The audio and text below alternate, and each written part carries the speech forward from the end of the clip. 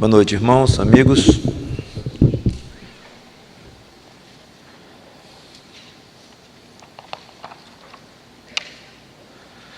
Vamos à penúltima pregação na Epístola de Paulo aos Colossenses, capítulo 4, versículos de 2 a 6. Iniciamos alguns meses atrás, no capítulo 1, versículo 1, e estamos expondo com detalhes esta epístola tão rica. E agora, no final, os capítulos 3 e 4, Paulo dedica para as exortações práticas, depois de dedicar 2 capítulos, os primeiros, para o ensino teológico, mais diretamente do que a parte prática. Aí ele vem e aplica de uma maneira muito bela algumas verdades que ele vinha ensinando. Então, estamos no capítulo 4, Colossenses capítulo 4, versículos de 2 a 6. Logo depois, então, da sessão em que ele se dirige aos maridos e às mulheres, aos pais e aos filhos, aos senhores e aos servos ou escravos, agora ele generaliza e pede a todos alguma coisa, por ele, por todos, como vamos ver. Então, Colossenses capítulo 4, versículos de 2 a 6, nós lemos: Perseverai na oração, vigiando com ações de graças.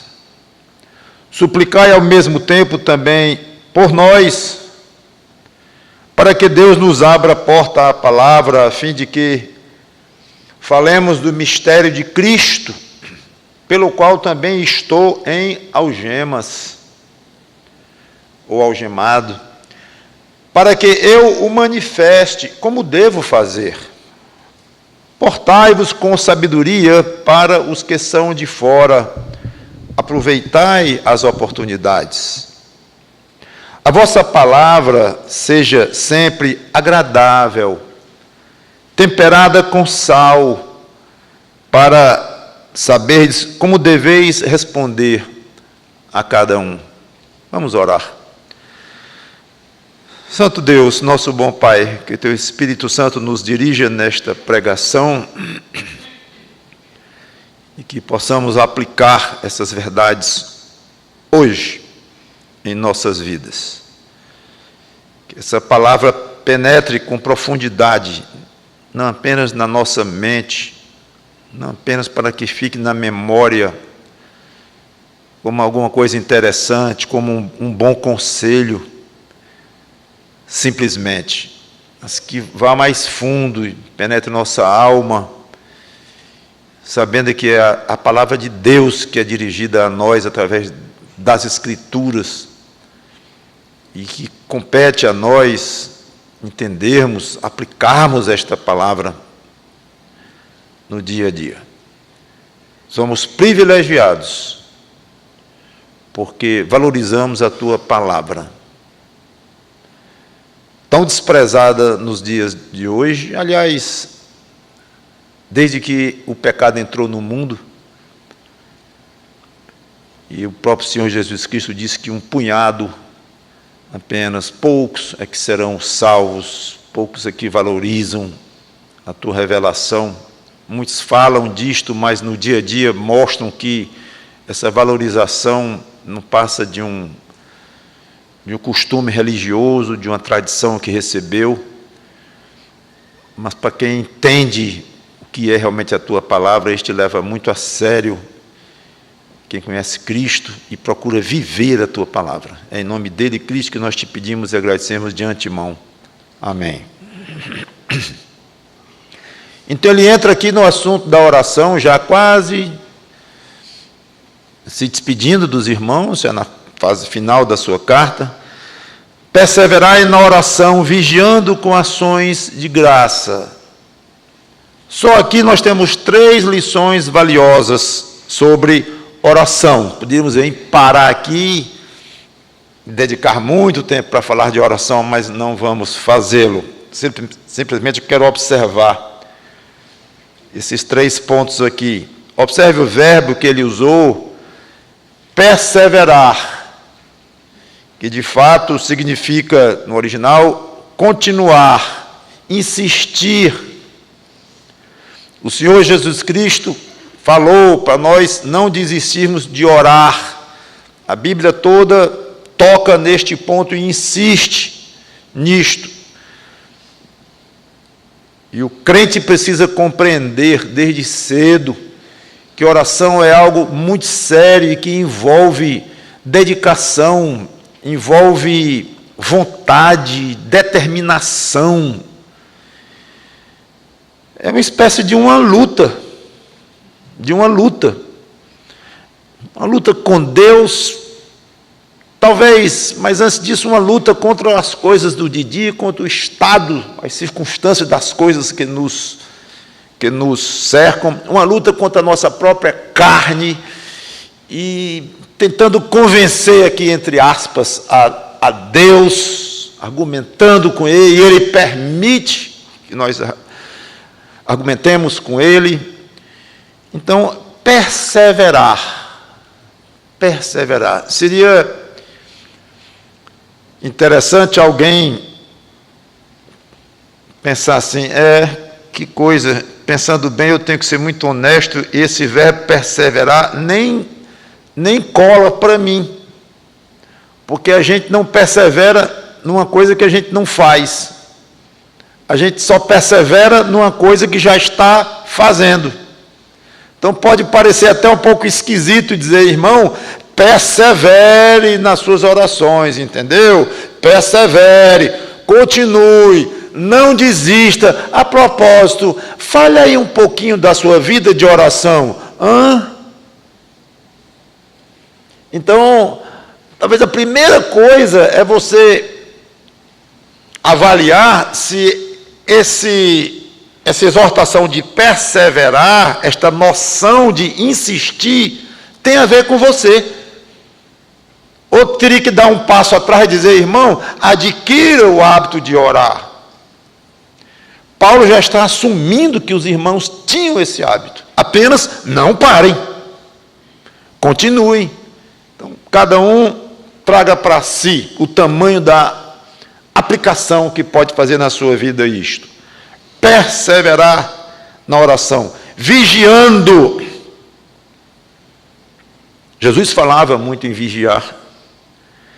Então, orar não é só encomendar a Deus e esquecer o assunto. Não, eu oro, eu persevero, sim, mas eu peço umas coisas para Ele, já pedi, está pedido. Fazer o quê? Fazer o quê não? Vigia. Não, mas vigiar o quê? Eu não já pedi, não foi para Ele? Mas você sabe o tipo de circunstâncias que Ele vai utilizar para lhe responder? E você sabe o que Ele vai exigir de você para poder responder ao que você pediu a Ele? Então você pede que Deus o mantenha puro e não vigia a sua alma. Aí se expõe a perigos quanto à sua pureza, à sua santidade, e vive de uma maneira descuidada, e pedindo, perseverando e pedindo, mas falta esse aspecto aqui de vigiar. Você pede e fique atento, porque Deus vai, provavelmente, em muitas ocasiões, vai querer utilizar algo seu, vai puxar de você, vai exigir, vai demandar de você algo no contexto de responder às orações que você está pedindo. Então, orar não é só encomendar, deixar com Ele e virar as costas e tocar para frente a sua vida. Não é bem isto. Terceira observação sobre oração, vigiando com ações de graça. Muito interessante. Agradecer é uma forma de vigiar. Vigiar com ações de graça. Eu pensei que vigiar era só com atenção, olhando, cuidado e tal. Mas como é que eu vou vigiar com ações de graça? Ações de graças, claro, significa agradecimento. Porque quando o crente tem o hábito de agradecer a Deus constantemente, ele está ligado com Deus. Ele está ligado com as coisas espirituais. Então, automaticamente, ele está atento. Ele está sensível. Assim, ele não vai nem se lembrar de agradecer alguma coisa para Deus. Nem ocorre a ele alguma coisa assim. Se ele está agradecendo constantemente a Deus, as coisas da vida dele, é porque ele está atento. Vigiando. Então, essa é uma forma de vigiar. Muito bem. Suplicai ao mesmo tempo, aqui mais um assunto para as orações dos irmãos, também por nós. Olha só, Paulo precisando de oração.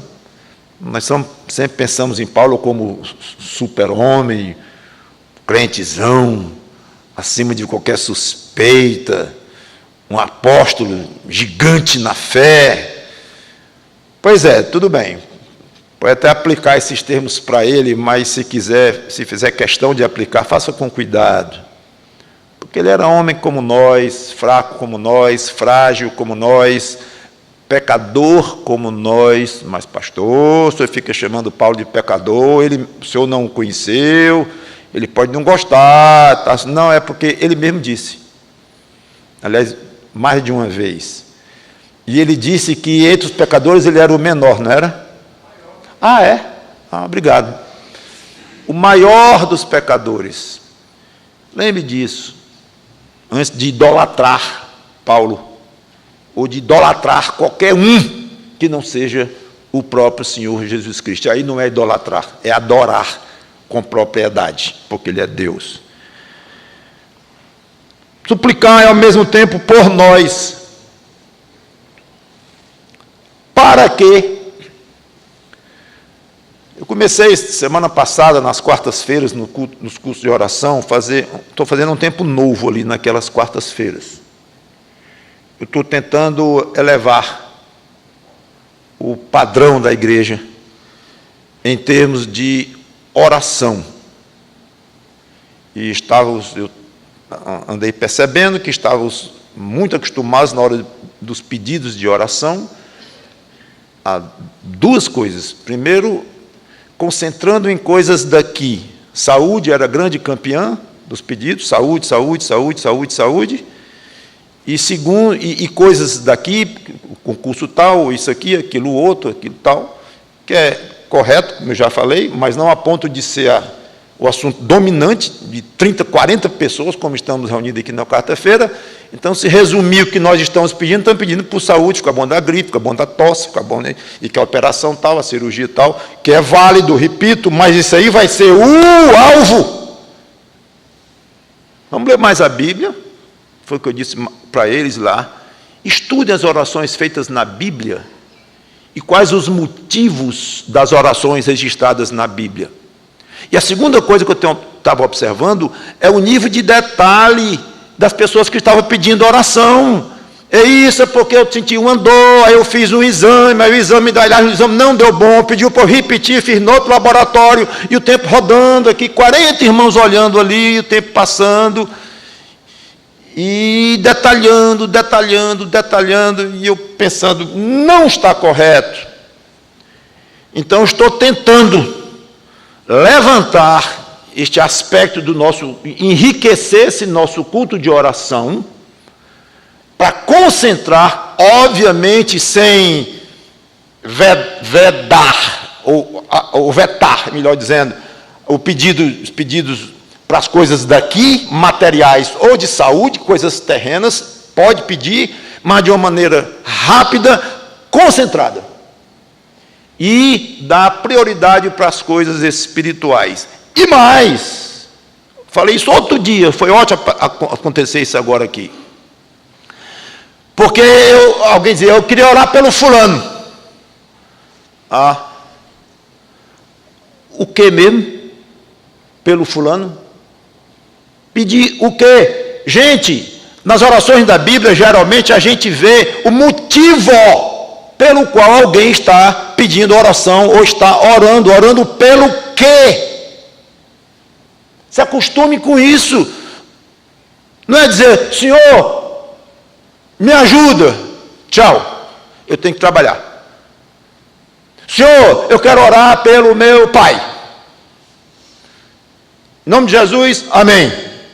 Mas o que pelo seu pai, ou pelo seu irmão, pelo vizinho, ou seja quem for? O que está pedindo? Acho que a gente esquece que Deus é um Deus absolutamente pessoal. Pessoal. Eu não sei, não teria sentido alguém chegar para um governador e dizer, eu queria pedir uma coisa para o senhor. Eu digo o quê? Qualquer coisa. Aí ele chamaria o segurança, e chama aqui o médico de plantão, leva para um psiquiatra e dá um jeito nele aí, porque o cidadão veio aqui, me pediu uma audiência e me pediu qualquer coisa. Não pode estar normal. E às vezes a gente faz assim com Deus, Senhor, me dá aí qualquer coisa. Não faça assim não. Paulo não fazia assim. Suplicai também por nós. Pelo que, Paulo? Saúde, porque ele ia fazer um exame, uma ultrassonografia. Não. Pelo quê? Porque o salário estava baixo. Não.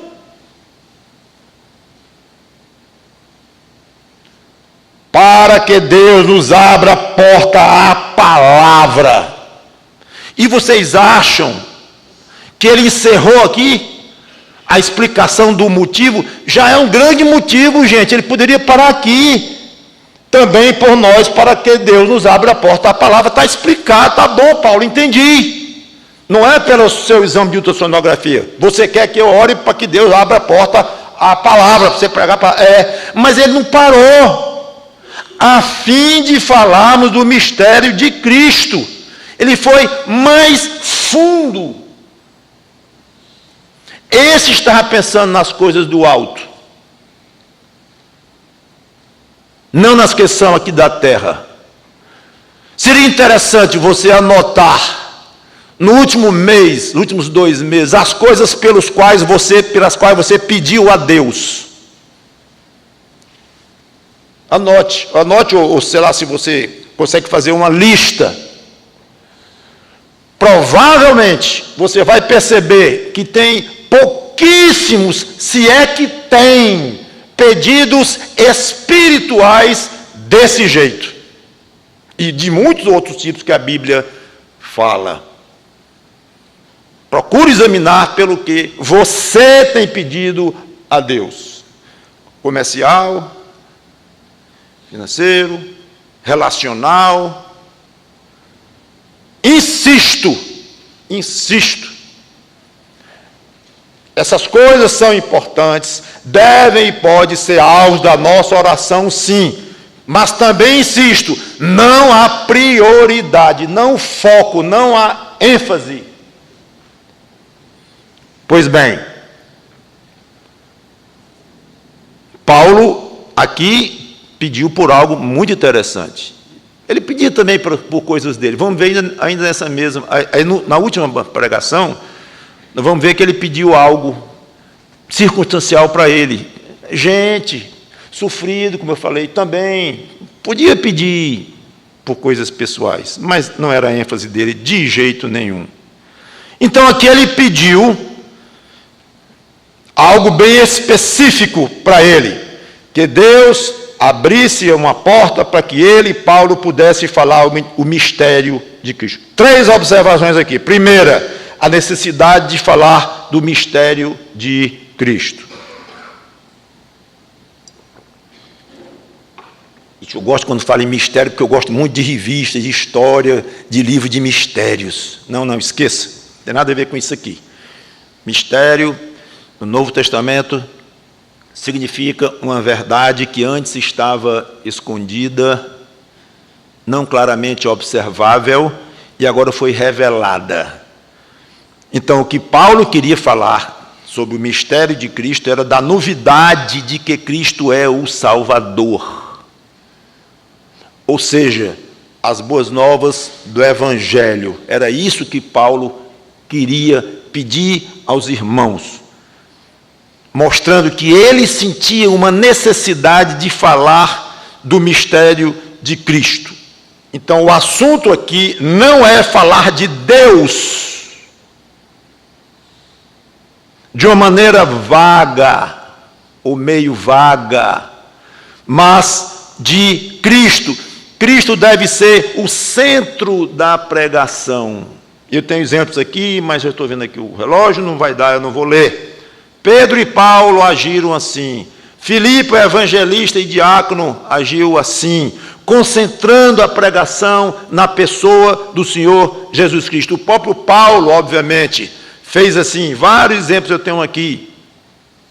O próprio Jesus, depois de ressuscitado, quando apareceu aqueles 2 discípulos no caminho de Emaús, e ele veio discorrendo detalhadamente sobre a sua pessoa. Ele próprio concentrou a pregação nele. Agora, e não pense que por causa desses exemplos, concentrar a pregação na pessoa do Senhor Jesus Cristo, isso aqui é uma necessidade dos apóstolos, ou dos pastores hoje, dos pregadores, mas de qualquer um que tenha tido e ainda tem uma experiência pessoal com o Senhor Jesus Cristo.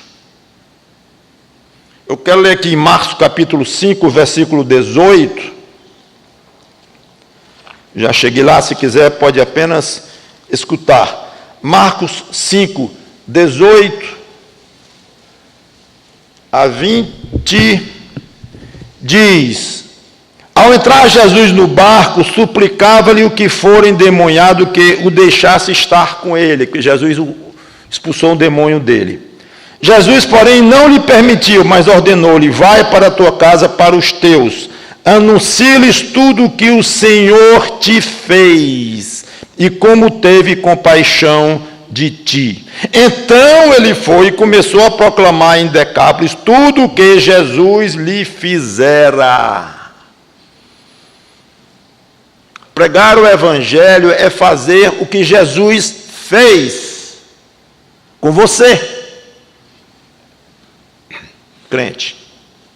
E, obviamente, estendendo para o que ele fez com todo e qualquer crente e o que ele pode fazer a todo e qualquer que não seja crente em Jesus Cristo ainda e que pode aceitar a chamada do Evangelho. A mulher que sofria de hemorragia, que Jesus curou apenas com o toque que ela fez na orla da veste dele, e que ele perguntou: quem me tocou? Está lá em Lucas 8, eu não vou ler. Quem me tocou? Aí Pedro, tinha que ser Pedro: mas Senhor, a multidão te cerca e te aperta de todo lado, e tu perguntas quem me tocou, como se está todo mundo não só te tocando, mas empurrando. E tu pergunta quem me tocou, e ele insiste: alguém me tocou, porque eu senti que de mim saiu poder. Vendo a mulher que não podia mais se ocultar, ela então prostrou-se e declarou à vista de todos: não só foi eu, que é tudo o que ele perguntou, quem me tocou? Eu. Não. Aí ela abriu, contou a história toda, como é que tinha acontecido, como é que foi. Ela abriu para falar do que Jesus acabara de fazer com ela. E Pedro generaliza para qualquer crente, o apóstolo Pedro, em 1 Pedro capítulo 3, versículo 15, quando ele diz, 1 Pedro capítulo 3, versículo 15, diz assim: antes santificai a Cristo como Senhor em vosso coração, estando sempre preparados para responder a todo aquele que vos pedir razão da esperança que há em vós. Ou seja, com Cristo no seu coração, sendo o seu Senhor, esteja pronto pronto para falar dele quando alguém perguntar. Então, ao expor o Evangelho ou a sua experiência cristã, claro que é importante falar de Deus, mas não se esqueça, o nome Deus é muito utilizado por pessoas que não conhecem ao Deus da Bíblia. Ficou um nome muito vago. Deus. O cristianismo concentra em um Deus único, triuno, que coexiste na forma de 3 pessoas, Pai, Filho e Espírito Santo. Então, não deixe de mostrar, vamos dizer, algo diferente da sua pregação como crente em Jesus Cristo, quando você fala em Cristo. E se quiser falar, o meu Pai Celeste, fale. Ele falava muito, então pode separar as pessoas da Trindade. Claro que pode também juntá-las falando Deus, referindo-se à própria Trindade. Ou às vezes o nome Deus é aplicado à pessoa do Pai. Tudo bem, às vezes é até difícil separar exatamente quando o autor bíblico quer falar de Deus Pai ou de Deus triuno. Mas não importa, a ênfase que eu quero dar é: Jesus Cristo é Deus, Ele é o Deus dos cristãos, como o Pai é o Deus dos cristãos, e o Espírito Santo é o Deus dos cristãos. Então o crente deve mostrar conhecimento e familiaridade, não só conhecimento, mas familiaridade com essas 3 pessoas absolutamente misteriosas, que juntas formam um só Deus. Então, fale de Cristo. Não é fácil, olha o que eu estou lhe dizendo, não é fácil falar de Cristo, não, até ainda hoje, quando meio mundo se diz evangélico, poucos falam assim: eu sou discípulo de Cristo. Eu sou crente no Senhor Jesus Cristo. Se ouve muito pouca gente dizendo isso. Sim, fala no nome de Jesus, muitas vezes de uma maneira quase como uma expressão idiomática, quase uma forma de falar, Jesus isso, Jesus aquilo. Mas falar de uma maneira pessoal e dizer: meu amigo, se você me der essa oportunidade de eu falar um pouquinho o que aconteceu entre eu e o Senhor Jesus Cristo, isso é diferente, é forte. Você vai ficar sem jeito, muitas vezes. Pense, com pessoas, com amigos ao redor, eu vou falar de Cristo. Ixi, eles vão achar esquisito. Falar de Cristo aqui. Você disser que é evangélico, ou isso ou aquilo, tudo bem. Mas falar da experiência pessoal sua com o Senhor Jesus Cristo não é fácil. Ainda hoje, pode experimentar. Dizer que faz parte da religião A, B ou C é facílimo. Até dizer que é batista, ainda é fácil. Mas dizer que é crente no Senhor Jesus Cristo e falar dele como uma experiência pessoal não é tão fácil. Experimente. E Paulo disse: peçam por mim, para que se abra uma porta para eu falar o mistério de Cristo. Eita, concentração grande no que Paulo queria dizer. Segundo, cada oportunidade para o crente falar de Cristo é dada por Deus. Suplicar é para que Deus nos abra porta. E aqui não somente ele usa o plural, nos abra. Ele e alguns companheiros que ele tinha em Roma. Vamos falar disso depois, lá na última pregação. Não tem nenhuma novidade nisso aqui, que a oportunidade para a gente falar de Cristo é Deus quem dá. Mas tem uma aplicação prática muito importante, sabe o que é? é estar pronto para, inesperadamente, a qualquer momento, uma porta se abrir para falar de Cristo. E em momentos assim, entre por esta porta, é prioridade. E se isso aí tiver que mudar planos, projetos, houve oportunidade aqui de você falar de Cristo, uma porta se abriu, fale, explore essa possibilidade, que você nem contava com isso, mas surgiu. E essas oportunidades vêm de várias formas. Quando a gente fala oportunidade, pensa em quê? Falar com os colegas da faculdade, lá do trabalho, ou com parentes, ou oportunidade de dar um testemunho no rádio, ou uma coisa assim, escrevendo num jornal, ou da escola, ou da cidade mesmo, seja como for. E são oportunidades excelentes. Mas vocês sabem aonde Paulo estava quando pediu para que os irmãos orassem, para que Deus lhe abrisse as portas para falar de Cristo? Ele estava preso, acorrentado. Curioso isso.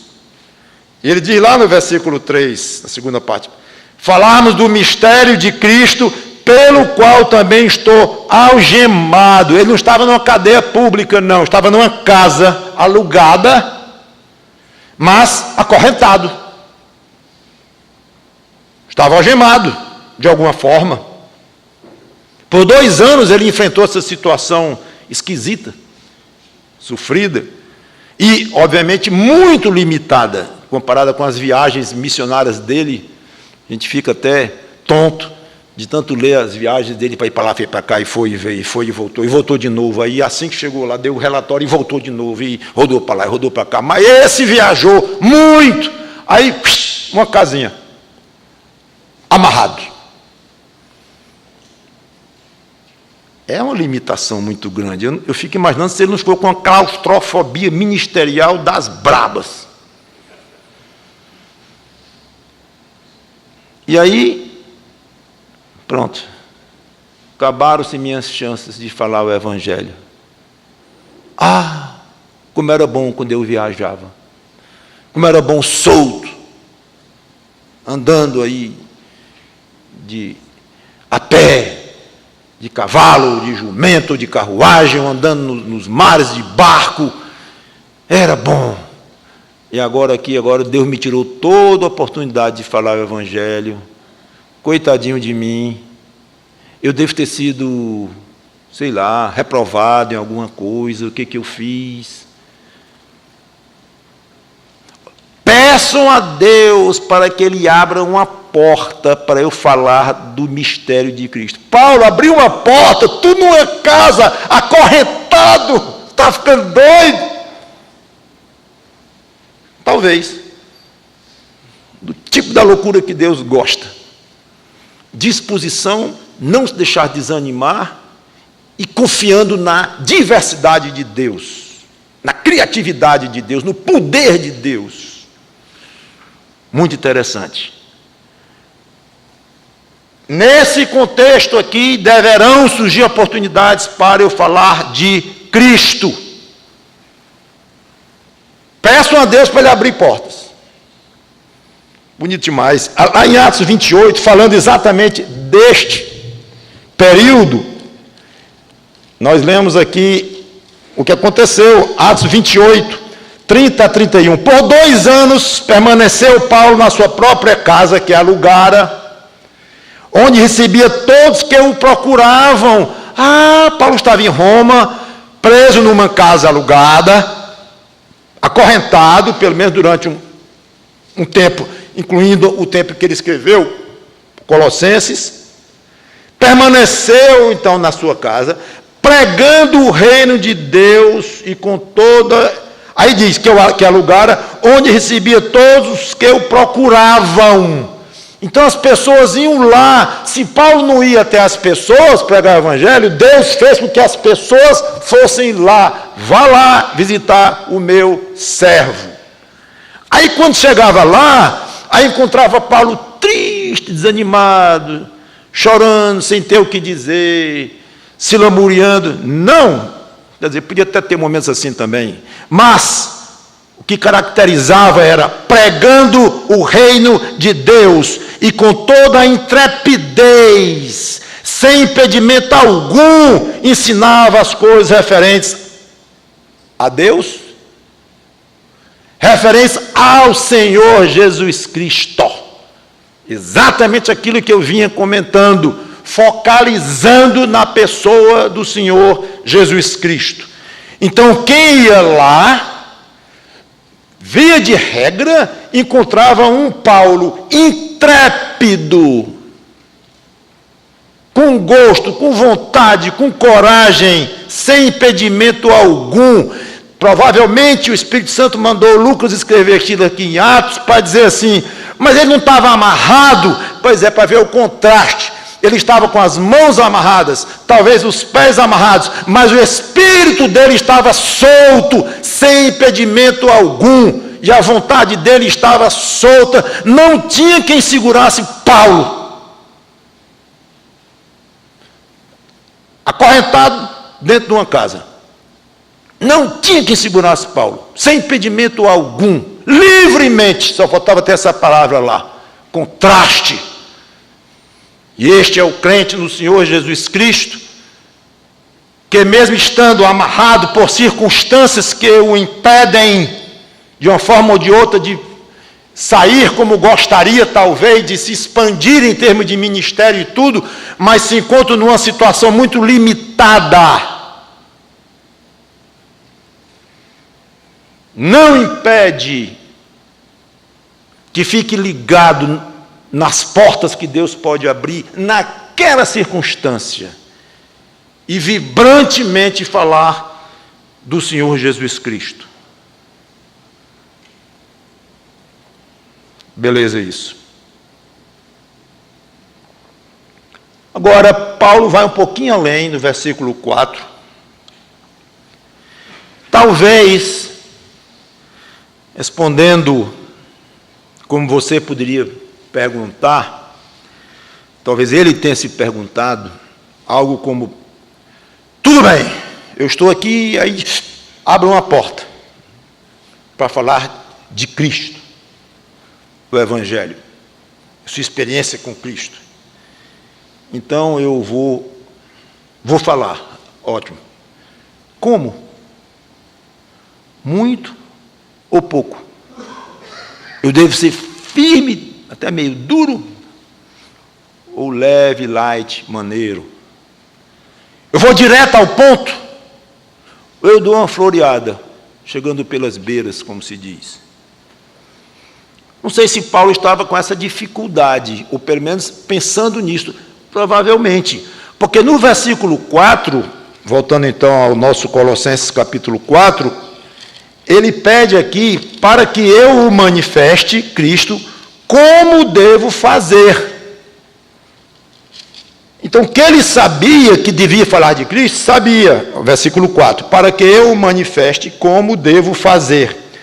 Alguns podem achar que é uma repetição do versículo 3, quase, mas não creio. Ele pediu primeiro para que a porta se abrisse, para ele falar de Cristo. Agora ele pede para que possa aproveitar corretamente essa porta aberta. Porque uma porta aberta, e você percebeu uma porta aberta, é uma parte do todo. Falta ainda uma outra parte importante, qual? O que eu vou fazer agora? A porta está aberta, está escancarada, mas eu não sei o que fazer, não. Vou chamar o pastor fulano para me ajudar. Não. A porta é sua. Não tem pastor nenhum ao seu redor aqui. Você está no leito do hospital e a porta foi aberta para falar para o médico, para a enfermeira, sei lá para quem. Você está num ponto do ônibus. Sei não, está lá em 10 mil metros de altura lá dentro do avião. Te vira. A porta foi aberta. Fala de Cristo. Como? Parece que é o que Paulo estava pensando. Ele pede que, ao falar, manifestasse Cristo com sabedoria, de maneira apropriada. Porque, na realidade, eu não vou gastar muito tempo nessa parte histórica, mas a situação de Paulo era muito delicada, muito complexa. que ele estava preso, ele iria aparecer diante de um tribunal de Roma, porque ele apelara lá em Cesareia para estar diante do imperador. Então, Paulo tinha uma plateia ali, como eu disse, até meio esquisita. Primeiro, composta por pessoas que iriam visitá-lo, ele em casa algemado. Aí, de repente, ele se via diante de uma corte romana, formal, oficial, respondendo perguntas cujas respostas poderiam dar uma execução imediata, ou a liberdade, ou a manutenção da prisão, ou qualquer coisa. Sabe como é a cabeça de juiz? Então a situação dele era difícil. O que a língua dele iria dizer poderia determinar a vida ou morte dele. E não é que ele dizia a mentira ou a verdade, isso não era um assunto, é claro que ele dizia a verdade. Ele estava falando que queria falar o mistério de Cristo. Mas há várias maneiras de fazer falar o mistério de Cristo, claro. Irmãos, imagine que seja mais ou menos assim: ore por mim, para que o mesmo Deus que abriu a porta, ou vai abrir as portas para mim, esse mesmo Deus me instrua como é que eu devo proceder. Muito interessante. Ore pela mesma coisa para você. No versículo 5 e 6, são os dois últimos que nós vamos tratar hoje, é curioso que ele passa para dar alguns conselhos, mas parece que por trás dos conselhos nós podemos vislumbrar algumas providências práticas que ele estava tomando para si mesmo, ainda dentro daquele assunto de como falar para as pessoas, onde ele estaria diante dessas pessoas, ou na casa onde ele estava preso, ou nos julgamentos, ou coisa assim. Então, 3 conselhos para o crente aplicar com pessoas de fora, pessoas não salvas em Cristo. Versículos 5 e 6.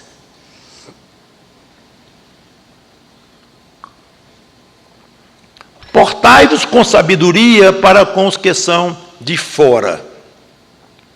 Aproveitai as oportunidades, quase dizendo, entrai pelas portas abertas. É a maneira de ver como ele está ainda no assunto, ele não saiu totalmente do assunto ainda. A vossa palavra, ele tinha acabado de pedir para orarem por ele, para como é que ele deveria falar. A vossa palavra seja sempre agradável. Isso ele estava aplicando para ele próprio, claro. Agradável, temperada com sal, para saberes como deveis responder a cada um.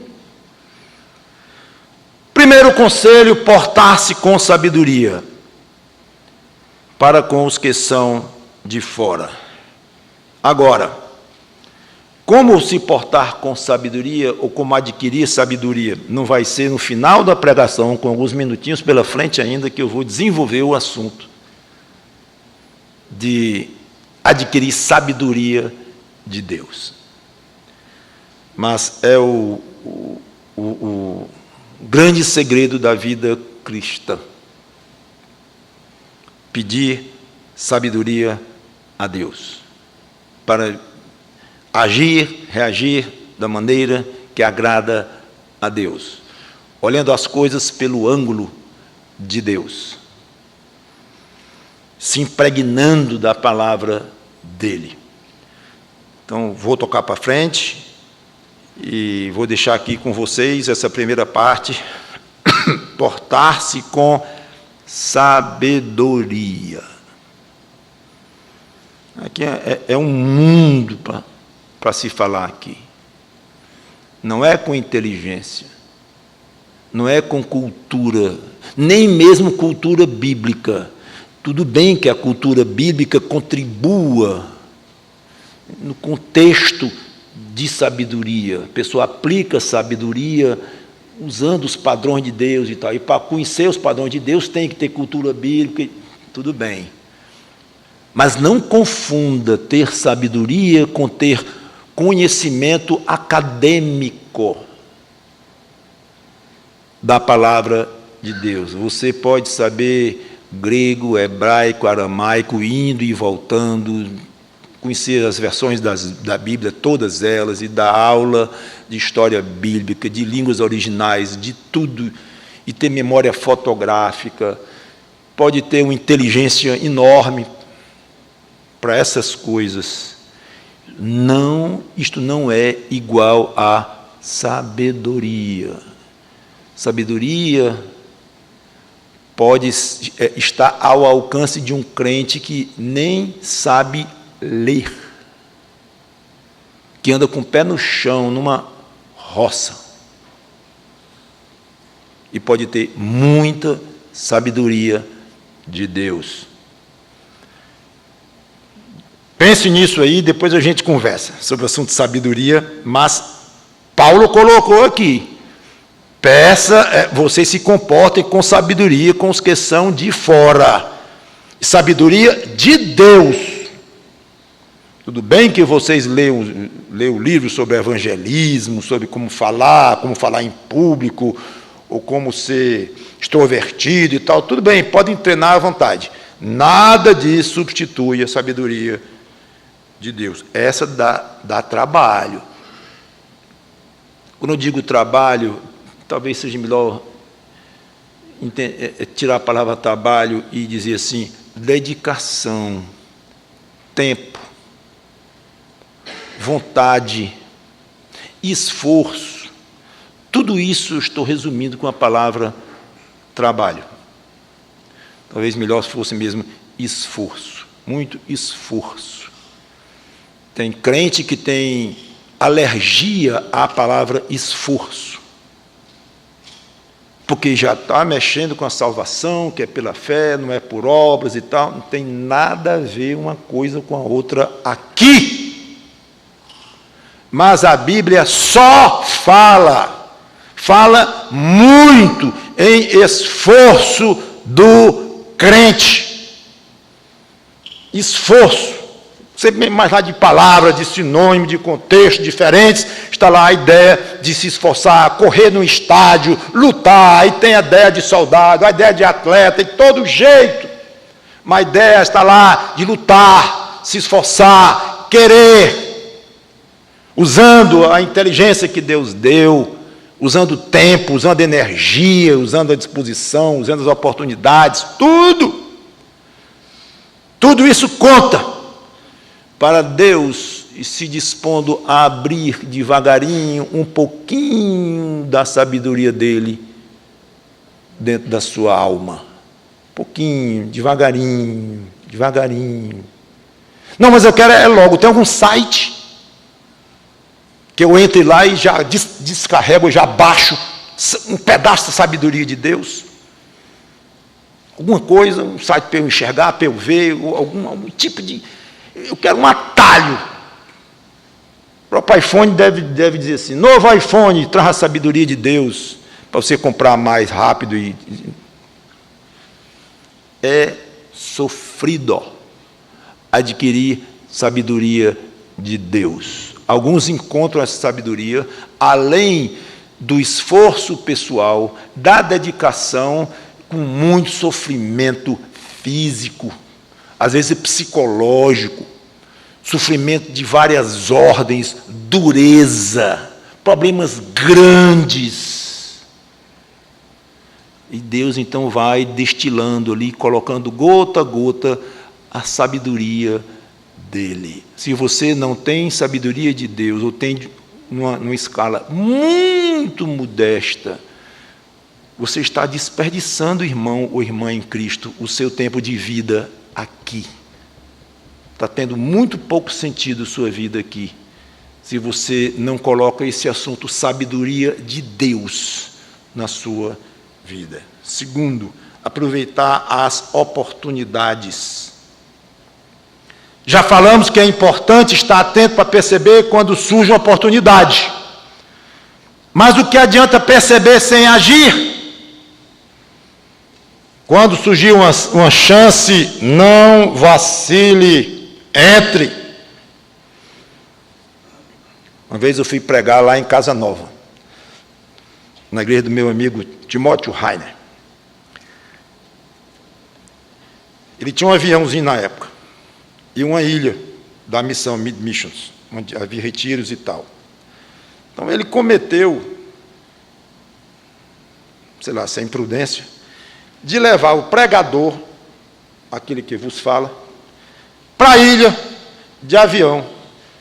3 horas da tarde, 4, sei lá, perto da hora do culto, em Casa Nova, a igreja em conferência, avisando meses antes quem era o pregador, o título das pregações, a igreja animada com aquelas conferências, já tinham começado na véspera e tal, agora era o sábado.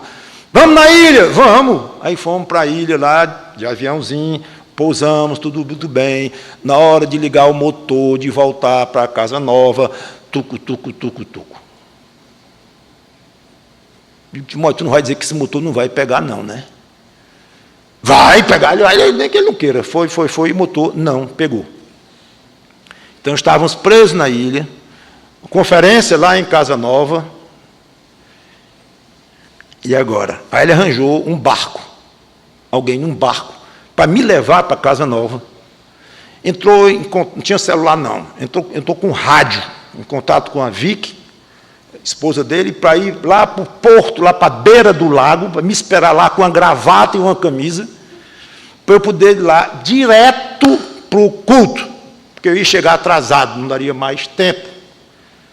Então lá se fez, o Timóteo ficou lá com o avião dele lá, e lá fui eu e o motorista da lancha, sei lá como é que eu vou dizer lá, o capitão da lancha lá, do barquinho lá. Eu e ele, meia hora, 1 hora, não sei quanto tempo era naquele barquinho, imagine a minha ansiedade e etc e tal. Eu digo, saber de uma coisa? Eu vou falar de Cristo para esse camarada aqui. Uma porta se abriu aqui. Nunca imaginava que eu estaria nessa hora dentro de um barco. E já ficando de noite, escuro e angustiado com o culto começando, mas eu tenho que aproveitar essa oportunidade. Muito bem. Eu poderia apenas achar que a porta se abriu. Não, mas eu não vou, estou muito nervoso, eu estou sem condições, eu estou tenso, e ele não quer ouvir, ou isso, ou aquilo e outro, e parava. Mas, graças a Deus, Deus abriu a porta, deu condições, deu oportunidade. Eu falei, ele era bem receptivo, e falei bastante de Cristo para ele. Então, foi uma oportunidade absolutamente imprevisível, que abriu ali, e graças a Deus, eu enxerguei e aproveitei. Aliás, só encerrando, quando eu cheguei lá, e corro para encontrar a Vicky, para entrar no carro e pegar minha gravata e minha camisa e ir para lá, camisa comprida, quando eu vi tinha uma grade de 2 metros de altura. Eu me lembrei que tinha essa grade no meio e o portãozão com cadeado deste tamanho, que o Timóteo tinha a chave. Eu nunca pulei uma cerca tão alta na minha vida, tão rápido. Eu digo, mas o que um pregador não tem que fazer? Eu digo, agora eu me acabo. Eu não sei pular grade, nunca soube. Mas pulei a tal da grade, me segurando todo, não sei como foi. Quando eu vi, entrei no culto adentro, direto para o púlpito, o pastor com a cara deste tamanho, tentando disfarçar, sem conseguir, coitado. E lá se fui pregar. Então, oportunidade. Esteja atento e não desperdice. E por fim, falar de modo agradável, como que temperado com sal. É curioso o uso dessa palavra aqui no original, traduzido por agradável. A palavra é graça. Curioso. Uma palavra muito comum no grego e uma palavra fortíssima no cristianismo. Graça. Ou seja, falar para as pessoas de maneira agradável, falar com graça. E o que acompanha a graça de Deus? Bondade, sinceridade, verdade, boa intenção, todas essas coisas boas, benignas que compõem a graça de Deus. E a comparação que Paulo dá aqui é muito interessante. A figura que ele usa aqui é de alguém fazendo uma comida. Ele compara a transmissão do Evangelho com palavras de graça como um prato de comida bem temperado. No caso aqui, bem temperado com sal, no sentido de saborosa. Esta é que é a ideia aqui. Nós podemos aplicar ao contrário. Falar de Cristo com palavras não com graça, ásperas, indelicadas, desinteressadas, frias, não estou falando de doutrina errada, que é outra história. Mesmo com doutrina correta, mas com palavras sem graça, sem a graça cristã. Isso é como uma comida sem sal. Ou talvez como uma comida com sal demais, mas seja como for, ruim ao paladar. Interessante, uma comida mal temperada alimenta, tanto quanto uma comida bem temperada. Então a questão aqui não é a capacidade de alimentar, considerando que, como eu falei, a essência, que é a doutrina, o ensino é correto. Mas é o gosto, o prazer do alimento. Então não é importante só nós comermos pratos que nos alimentem, mas o tanto quanto possível, pratos bem feitos, com uma boa culinária, que se tornem agradáveis ao nosso paladar. Então, quando alguém fala de Cristo de uma maneira errada, a essência de uma maneira errada, de uma maneira sem a graça cristã, a essência pode até estar lá, do Evangelho. O conteúdo está lá, mas é desagradável para quem ouve. E há maneiras, sem sal ou com sal demais, de pregar o Evangelho. Não se prega o Evangelho por mera obrigação, ou por motivo outro qualquer que não seja muito interesse em poder falar, mesmo com pouco tempo, mesmo de uma maneira resumida pela circunstância, mas com graça. Então é um motivo bom para nós pedirmos nas quartas-feiras, como eu estava comentando aqui, Senhor, que esta igreja aprenda a falar o Evangelho, cada um de nós aprenda a falar o Evangelho com graça. Com graça, agradável, como uma comida gostosa para aqueles que a estão ouvindo. Finalmente, já encerrando, para saberes como devereis responder a cada um. Ele individualizou aqui a apresentação do Evangelho. Isso aqui é uma aula de evangelismo. A dona de casa quer saber o que um convidado gosta, geralmente, para fazer o prato predileto do seu convidado. É normal. Então, do jeito que cada um tem o seu gosto pessoal de comida, também cada um tem seu jeito de conversar, de dialogar, de argumentar, de aprender. Então, Paulo procurava apresentar o Evangelho de uma maneira personalizada, pedindo sabedoria a Deus para falar com graça, de maneira agradável, e respondendo corretamente, de maneira eficiente, cada um. Novamente, não é doutrina, entendo eu o assunto aqui, mas a forma de falar, de apresentar. Então, se a pessoa com a qual você está conversando gosta de história, conte histórias. Geralmente crianças gostam de histórias. Conte histórias da Bíblia, ou mesmo que você cria, fazendo para ela, obviamente, a diferenciação. Então, é uma pessoa, alguém caladão. Então, seja objetivo. Não use de muita conversa e fala. Cansou, perdeu a graça, já ficou cansativo. É uma pessoa racional, meia fria. Use lógica e mostre o sentido lógico que tem do plano da salvação, por exemplo. É uma pessoa emotiva, fale de uma maneira que toque as emoções dele ou dela. É culto, aprofunde naquilo que você sabe de teologia. É inculto, o contrário, faz de maneira bem simples, elementar. Mas seja como for, peça a Deus sabedoria, para que a palavra do Evangelho seja levada por você com a graça de Deus e adaptada para cada um. Agora, nada disso, voltando ao que eu comentei no início, encerrando, nada disso vai ter muito efeito se você não tem o costume de falar de Cristo, nem está ligado com o assunto falar de Cristo. Lembra que eu falei da oração? Não tem sentido falar em perseverar se você não tem nem o costume de orar. Então não tem muito sentido pedir a Deus sabedoria para falar com as pessoas, e como falar, e com sal e tal, se você nem pensa no assunto, nem considera, não está nem pensando em porta aberta. Não, porta aberta para mim é uma oportunidade boa de ganhar um dinheirinho. Isso aqui é porta aberta. Porta aberta é uma oportunidade boa de alugar uma casa barata. Oportunidade boa disso ou daquilo. Aí vai jogar para as coisas da terra, de novo.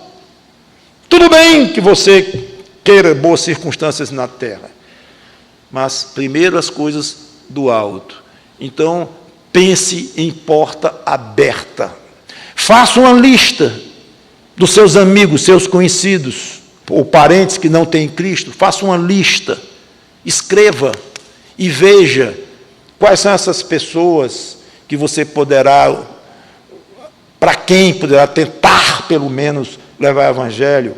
Peça a Deus, citando literalmente cada uma delas: Senhor, abre o Evangelho, abre uma porta para eu falar do mistério de Cristo, para o fulano, para o ciclano, para o beltrano, para esse. Nunca falei de Cristo para essa minha amiga, Senhor, para esse meu amigo, para esse ou para aquele, meu vizinho, nunca. Abre uma porta. Agora, tem que estar ligado neste assunto. Mas hoje entra no elevador, 4 pessoas, 3 estão fazendo o quê? Adivinha? De 4 pessoas, aliás, eu falei 3, eu me enganei. 5 estão usando o celular. Aí vai para o restaurante, todo mundo lá. Ou quase todo mundo lá. Cadê o céu, hein? Cadê as coisas do alto? Cadê as portas abertas para falar do mistério de Cristo? Mistério de Cristo, eu não sei nem o que é mistério, quanto mais falar de Cristo, não é muito comigo, não. Pastor é bom nisso. Quer ir para o site dele? Não, assim não. Assim eu fecho o site. Fale você de Cristo. Peça a Deus portas abertas para você falar de Cristo. Vamos orar. Obrigado, Senhor Deus, pela Tua palavra, que o Teu Espírito Santo nos anime, nos empolgue para pensar mais nas coisas do alto. Uma vez pensando, que fiquemos ligados nas nossas orações, nos nossos pedidos, na nossa observação para as portas abertas, como falar, com quem falar, com quantidade de tempero que coloca para ficar bem dosado tudo. Ó Senhor, é tão bela a missão nossa de falar do mistério de Cristo. Nos ajude, nós que somos Teus filhos em Cristo, nisto. E aqueles que não são, que estão ou vão ouvir essa pregação, que sejam tocados pelo Teu Santo Espírito para chegarem aos pés desse Cristo, desse Jesus Cristo, misterioso, bondoso, maravilhoso, que perdoa pecados de quem se arrepende e confia nele. É em nome dele, Cristo, que nós pedimos e agradecemos. Amém.